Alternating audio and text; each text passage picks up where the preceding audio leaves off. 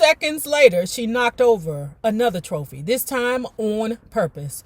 I suppose she was curious to see how two blind cats might fuck up each other in a fight. Mischievous. Oh, my life,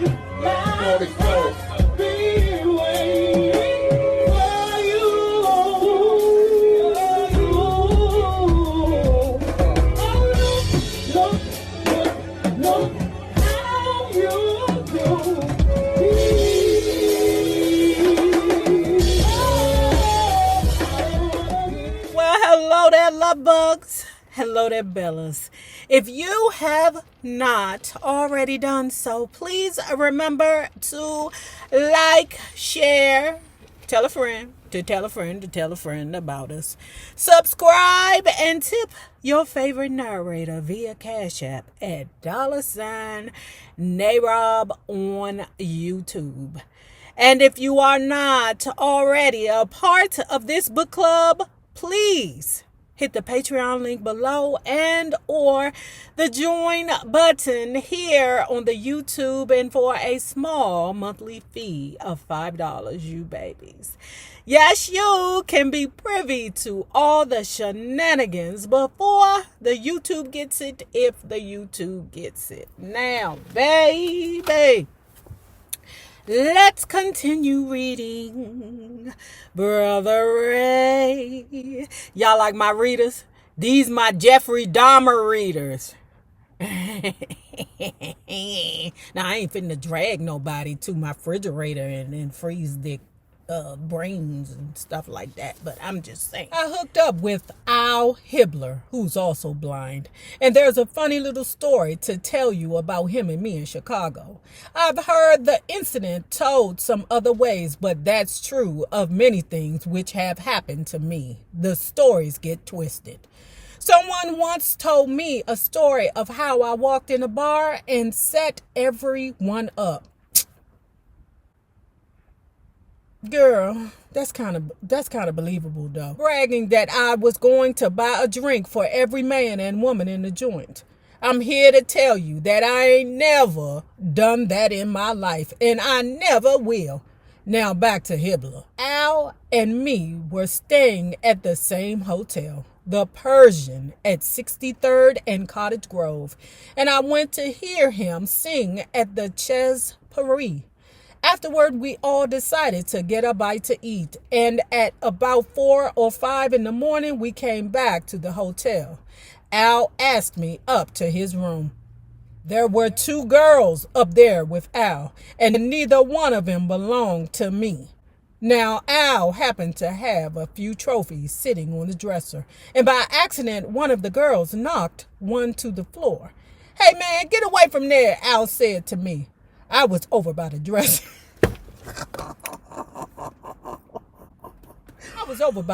So I could understand why Al assumed it was me.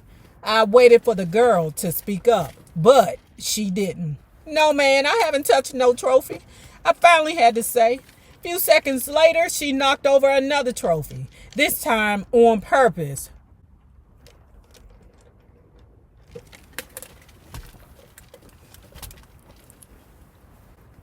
How's this going to turn out, y'all? A few seconds later, she knocked over another trophy, this time on purpose. I suppose she was curious to see how two blind cats might fuck up each other in a fight. Mischievous. "It's messed up. That lady, you wrong for that lady." But I'm intrigued. I suppose she was curious to see how two blind cats might F up each other in a fight. Can't say. But it was a rotten thing for her to do. This time, Al was steaming. "I'm going to kick your ass," he screamed at me. "No need for you to do that," I said. But there was no calming him down. He couldn't see. And I couldn't convince him that it wasn't me. I tried to stay on the lookout. "How, Ray? How, baby? How?" I could hear Al picking up a chair and coming after me, so I moved from the dresser to the door. He chased me into the hallway with the chair, and I reached the elevator before he did. Now, if you had asked me, Ray, are you scared? I'd have to say, yeah, I'm scared. I ain't one of those cats who claim to be brave. Then why the hell is fucking Fox's woman, Fox stab him up real good woman, in the bedroom? Why is you hunching her? Why you doing if you a scaredy cat? But that's Lieberman shiz. I ain't one of those cats who claim to be brave. I suddenly remembered something that a friend had told me about this elevator. And it was something which in the heat of the moment I was certain Al had forgotten. If you pressed the button, the elevator door would open, but there wouldn't be any car there. Just the empty shaft. So I pressed the button. And I knew when Al heard the doors open, he'd think I was getting on the elevator and he'd get on and try to smash the chair over my head. My plan was to step aside as the door opened and let Al fall down the shaft. You gonna kill that man? Is that what you gonna do, Ray Charles? Kill that man? That man could have died or broke all his legs. Ray Charles, are you a killer, Ray Charles? What is that about, man? He's not even thinking. He's not even thinking. You can't be. I mean, he can't see. Ray, you could have, girl. Fortunately, Al's girl, the chick who started all this, followed him into the hallway and stopped him just in time. But I must confess that I would have let him go. I knew Al had been drinking and I understood that. But at the same time, when someone's trying to hurt you, I lose my sense of restraint. Okay. I wasn't bad. In fact, not being enraged was what enabled me to plan a strategy. If Mama knew this story, she'd rise from the grave to scold me. I know it gives you a bad impression of me, but it's a truthful reflection of how I'm prone to take care of myself in unusual situations. Later on, Al and I laughed about it and agreed that we had both been stupid. I'm not laughing with you and you almost murked me. That's not funny to me. I'm not laughing with you and I almost fucking died. I'm not laughing with you and I could have left this earth, brother. No. But then men are stupid. They do stuff like that. Remember that time I shot you in your leg? Remember, y'all? I shot you in your leg by accident. That's not funny to me. That's not funny to me. I could have died. Two important things happened to me in Texas. I got my own band and I got married again. First, the romance. In 1953, I was in Houston for a gig and I was invited to a radio station where a disc jockey, a cat named King B, interviewed me. He happened to ask who my favorite gospel groups were. Guess what? I said, one of my favorites come from right here in Houston. Cecil Shaw and the Cecil Shaw Singers. One of the Cecil Shaw Singers was listening, and when the show was over, she called the station to thank me for the plug. Would I like to meet Cecil? She wanted to know. I said, sure. Cecil came to see me at the Crystal Hotel. We had a nice visit, and before he left, he asked if I'd like to meet the young lady who had called me. A few days later, he introduced us. Her name was Della. I called her B because her middle name was Beatrice, and I liked her right away. She was a singer, a quiet lady, didn't smoke or drink, very shy. I liked that in her. Gabby, women drive me nuts. I had to split town for other gigs, but I kept up the courtship over the phone and through the mails. I called her several times and I wrote her several letters on the portable typewriter I always carried with me, the same kind sighted people use. The thing got hotter and hotter, and finally I convinced B to move along with me to Dallas.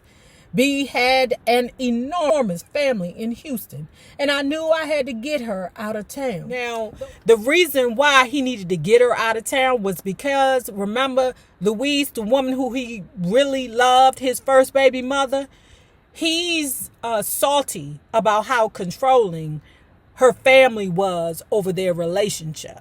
So because the lady Della slash Beatrice is close to her family, he knew that he had to get her away from her family so that it would be less interruption. You know how them damn womanizing niggas be. Girl, there were other reasons Houston didn't appeal to me back in 1952. David Newman and I had a nasty incident there. Early in my career, when I was still touring with Lowell, I met David Newman, the cat everyone calls Fathead. He and I became fast friends. He had one of the kindest, sweetest disposition of anyone I'd ever known. Later on, he joined my band and was with me, playing tenor in his own wonderful style for nearly 20 years. But while I was out doing singles, he'd sometimes come along with me and drive my car, not as my driver, but as my pal. On this particular night in Houston, the cops decided to stop us. They gave no reason, though soon we saw it was because he didn't like David's hair. He had a conch, or do, and they thought he was trying to look white. Anyway, they kicked me out of the car. "You blind boy," one of the cops asked. "Yeah," I said. "Well, you better find a way back, 'cause we're taking this other ninja and his effed up hairdo down to the station." They took Fathead to headquarters and roughed him up, and they left me alone on the side of the road with my car, a 52 98 Olds, the first brand new car I ever had. Well, I managed to find a way to the police station because I knew that if I didn't, David wasn't going to get out. I paid $25 and they let him go without ever telling us what the charges were, if there really were any. So Houston wasn't my favorite city. It always seemed wet and muggy, and so much other raunchy shiz had happened there. A promoter slapped Little Richard on stage. Johnny Ace blew his brains out playing Russian roulette there. There was just something about the town that didn't seem right to me, although I might have just been looking for excuses to get away from B's family. Shit. Houston did all right by me. I'm telling you, I went down there. I don't know what ward that was, but baby, we went to the gambling house or the gamble house, the yellow house. I don't know if that was the bread house or the gamble house or the liquor house. I don't know what that is. I don't know what y'all call it down there, but everything is the house. Like Houston, round there in, the deep south, because there is places down there that don't have roads. When I seen that shit is when we literally had to get off the road to get to somebody's house and travel like way back in the woods where there was no pavement, nothing. Child, I was like, what is this? I couldn't believe it. It was like, remember that movie? In the heat of the night. It was a show too. And how desolate them people looked in that show. That's what some of them places in Houston look like, I tell you. I got my way. B and I, still unmarried, moved to Dallas.